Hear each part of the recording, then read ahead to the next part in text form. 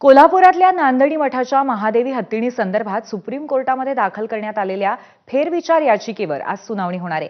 यापूर्वी नांदणी मठाने दाखल केलेली याचिका न्यायालयाने फेटाळून लावली होती। त्यानंतरच महादेवी हत्तीणीला गुजरात इथे वनतारा केंद्रात नेण्यात आलं होतं। राज्य सरकारही पक्षकार होईल अशी ग्वाही फडणवीस यांनी दिली होती। जनभावनेच्या रेट्यामुळे सर्वांनी एकत्रित येत सर्वोच्च न्यायालयामध्ये याचिका दाखल केली आहे। हत्तीण पुन्हा नांदणी मठात यावी यासाठी कोल्हापुरासह राज्यामध्ये अनेक ठिकाणी आंदोलन करण्यात आलं होतं।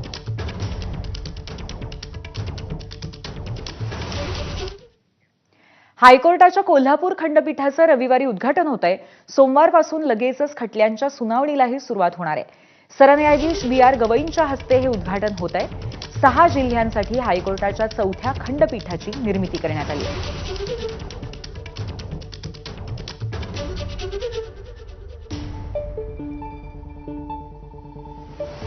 हे खंडपीठ कसं असेल पाहतोय। कोल्हापूर खंडपीठ एकूण 6 जिल्ह्यांसाठी असेल।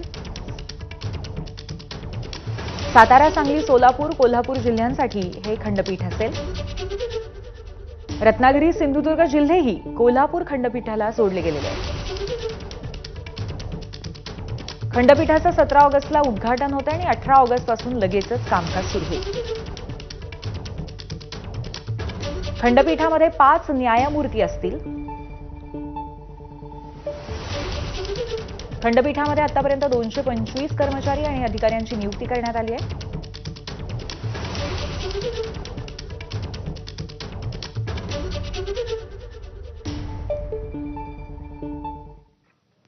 सोलापुरात झालेल्या मुसळधार पावसामुळे सोलापुरातील ब्रिटिशकालीन हिप्परगा तलाव पूर्ण क्षमतेने भरलाय।